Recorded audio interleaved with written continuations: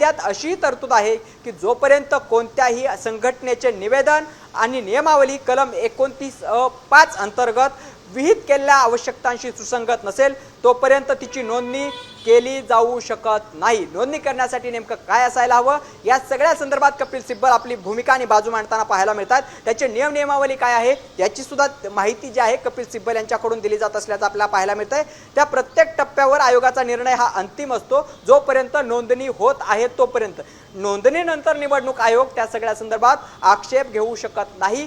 त्या पक्षाची घटना लोकशाही विरोधी ठरवू शकत नाही किंवा लोकशाहीवादी ठरवू शकत नाही असं सुद्धा कपिल सिब्बल यांनी या ठिकाणी म्हटलंय। आणि त्यानंतर उपक्रम 9 येतं असं सुद्धा त्यांनी म्हटलंय, जे एखाद्या संघटनेची राजकीय पक्ष म्हणून नोंदणी झाल्यानंतर होणाऱ्या बदलांशी असतं। कलम 29(अ) मध्ये 9 जे आहे ते राजकीय पक्षांच्या घटनेमध्ये होणारे बदल जे आहेत त्या सुधारणा ज्या आहेत या सगळ्याशी संदर्भात आहे आणि त्याचा सुद्धा युक्तिवाद जो आहे त्याच्या संदर्भाने जो युक्तिवाद जो आहे तो कपिल सिब्बल यांच्याकडून करण्यात आलाय। सायली, याच्यामध्ये महत्त्वाचा प्रश्न असा आहे निवडणूक चिन्हाच्या बाबतीत म्हणजे धनुष्य बाणाच्या बाबतीत याच्यामध्ये कपिल सिब्बल यांनी आज कोर्टामध्ये पॅराग्राफ 15चा जो दाखला दिलेला आहे तर त्याचा दाखला देऊन निवडणूक अधिकाऱ्यांवरच त्यांनी हल्ला केलेला आहे, बोट चढवलेला आहे। तर या पॅराग्राफ 15 बद्दल काय तांत्रिक मुद्दे आहेत त्याच्या संदर्भात तुम्ही काय विश्लेषण कराल?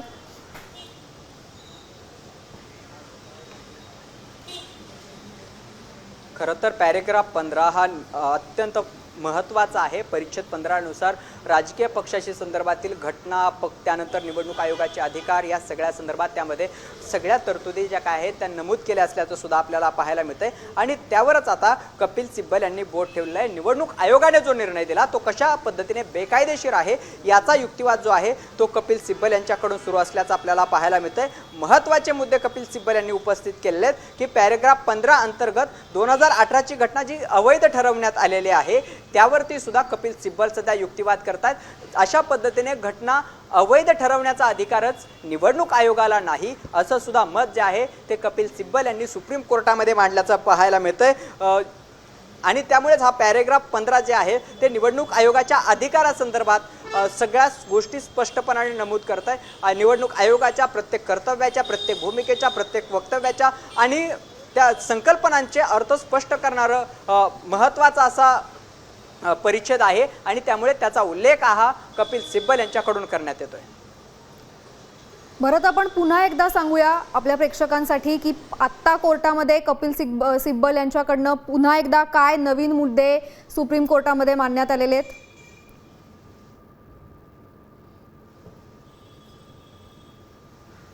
खरं तर सुप्रीम कोर्टामध्ये कपिल सिब्बल यांचा युक्तिवाद जो आहे तो सध्या सुरूच असल्याचं आपल्याला पाहायला मिळतंय।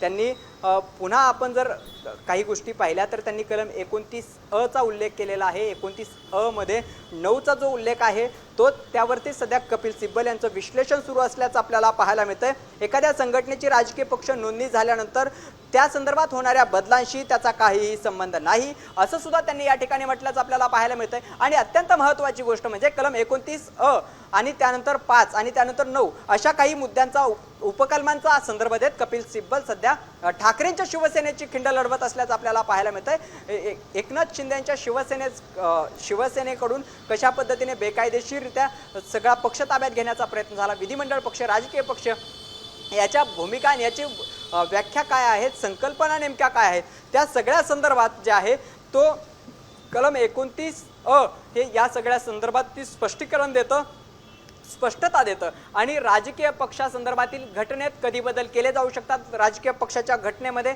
नेमके बदल कधीपर्यंत करता येतात, त्याची नोंदणी, री-रजिस्ट्रेशन, डी-रजिस्ट्रेशन, एखाद्या पक्षाची नोंदणी रद्द करणं या सगळ्या संदर्भातील जे काही अधिकार निवडणूक आयोगाचे आहेत त्या सगळ्यावरती कलम 29(अ) आणि त्यात 5 आणि 9 हे मुद्दे उपकलम आहेत या सगळ्या भोवती फिरत असल्याचं आपल्याला पाहायला मिळतंय। आणि कपिल सिब्बल हेच मुद्दे उपस्थित करतायत की राजकीय पक्षाची जी नोंदणी आहे नोंदणीनंतर निवडणूक आयोगाचं काम त्या पक्षासंदर्भात फक्त ट्रिब्युनल म्हणून, लवाद म्हणून राहतं।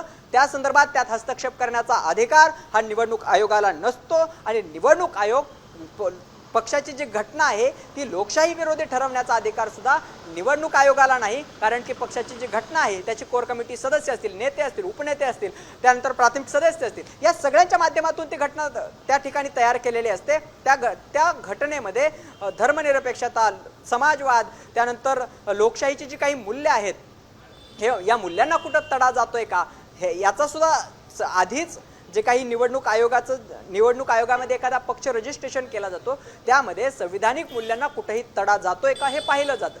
मात्र एखाद्या पक्षाची नोंदणी झाल्यानंतर त्यावरती आक्षेप घेण्याचा, ती घटना लोकशाही विरोधी ठरवण्याचा कुठलाही अधिकार निवडणूक आयोगाला नाही। अशा पद्धतीचा युक्तिवाद जो आहे तो या ठिकाणी कपिल सिब्बल यांच्याकडून सुरू आहे।